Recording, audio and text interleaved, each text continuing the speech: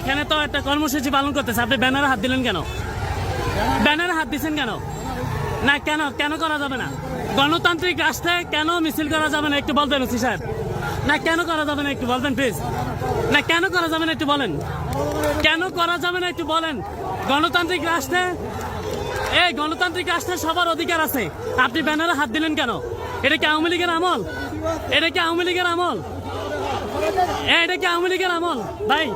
এটা কি আওয়ামী লীগের আমল? হ্যাঁ, মিছিল থামাই দিত।